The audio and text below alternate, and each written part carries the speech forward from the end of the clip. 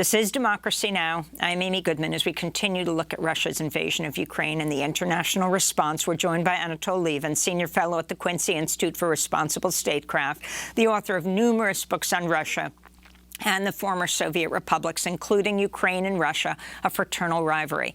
Anatol, I want to begin by asking about Russian President Vladimir Putin placing Russia's nuclear forces on high alert. He justified the move by citing the increasingly tightened international sanctions. This is Putin speaking Sunday. Not only do Western countries take unfriendly measures against our country and the economic dimension, I mean the illegal sanctions that everyone knows about very well, but also the top officials of leading NATO countries allow themselves to make aggressive statements with regards to our country. This is why I ordered Defense Minister and Chief of General Staff to put Russian Army deterrence forces on high combat alert. Anatol Lieven, can you respond to the latest news and to Vladimir Putin's statement? Well, Putin is obviously trying to frighten the West, to frighten the West into reducing aid to Ukraine. And also, of course, to make sure that there is no question of the West itself intervening militarily in Ukraine. But I suppose, we might hope that this would create a backlash in Russia itself against Putin, because, after all, this does raise the possibility of nuclear annihilation. Not, I think, that Putin has any intention of firing these missiles, but, it certainly raises the rhetorical stakes very greatly. Did you think he would launch a full-scale invasion of Ukraine? It's been clear since the Russian forces were assembled on the border back in December that this was a possibility. What has surprised me, because frankly, it surprised, all the analysts I know in Moscow, is the fact that instead of occupying limited areas of Russian-speaking Ukraine in the east and south, Putin has ordered the Russian army to go straight for Kiev. Whether this is to try to overthrow and replace the Ukrainian government with a puppet government, or whether in the first instance Putin is hoping to put pressure on the Ukrainian government to make a deal with Russia, that's not entirely clear.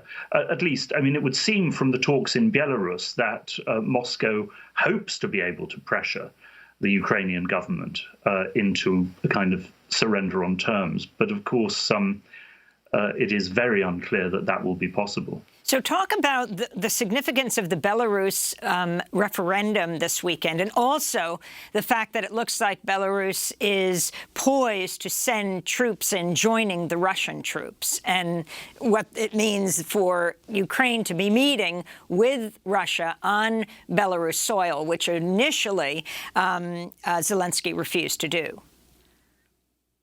Well, ever since the major protests against Lukashenko's regime in Belarus erupted in response to the last rigged Belarusian elections, and since the West supported those protests against Lukashenko, Lukashenko has clearly felt that he has absolutely no choice but to side completely with Putin and with Russia. Previously, Lukashenko tried to draw a certain distance between himself and Putin, and there were actually considerable tensions between them.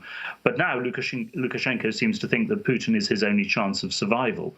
How much of the Belarusian army he will commit, I don't know. I do not think that this would be at all popular in Belarus if large numbers of dead bodies came back.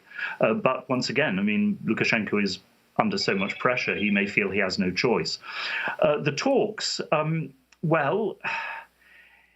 the first Russian demand for that Ukraine should declare neutrality, to be completely honest, that ought not to be difficult for Ukraine to grant, for the simple reason that the West has stated absolutely clearly that it will never fight to defend Ukraine. It will never risk war with Russia to defend Ukraine. Well, at that point, the West will never admit Ukraine to NATO. It's a contradiction in terms. So that ought to be possible. And indeed, President Zelensky of Ukraine has complained in public, very understandably, about the West's unwillingness to fight.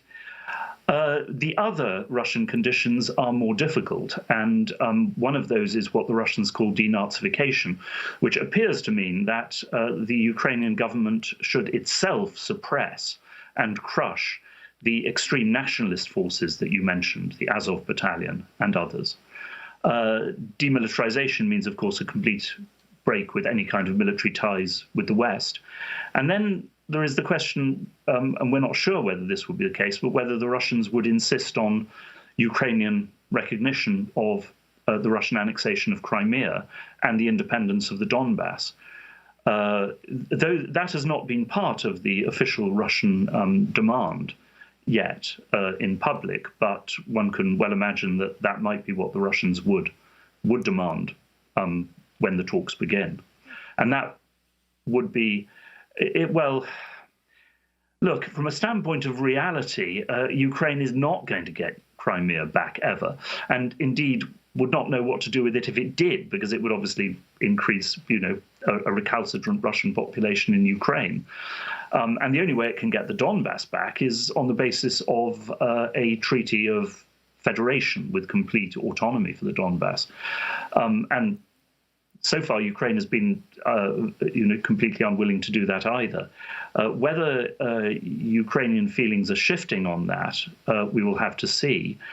And then we will have to see whether, in fact, the Russians will go on to try to create a puppet government in Kiev. If they do, they will be total idiots, because, it's absolutely clear that this will never work for Russia.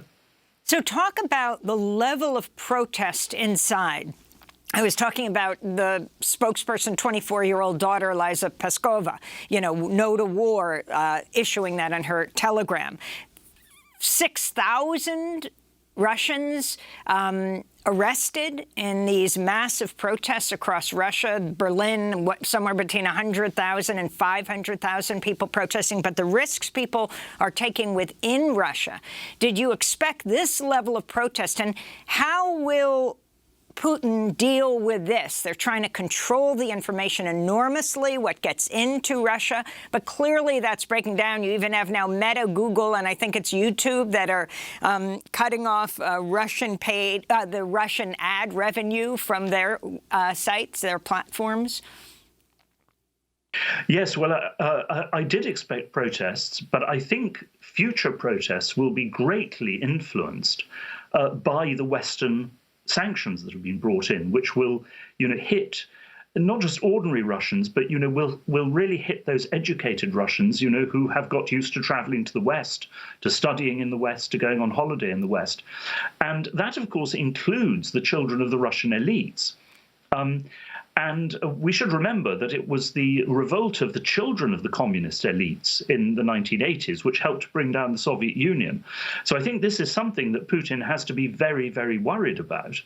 And also, of course, it's one thing to arrest demonstrators on the street.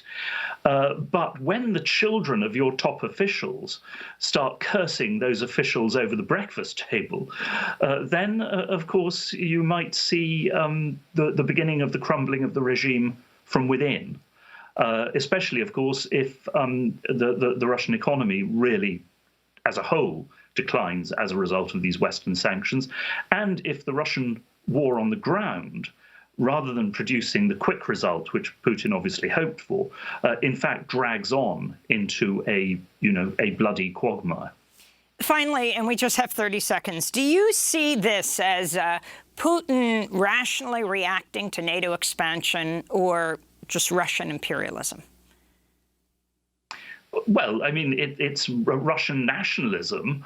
Let's be fair. America has sometimes reacted very, very badly to what, objectively speaking, have been relatively minor threats.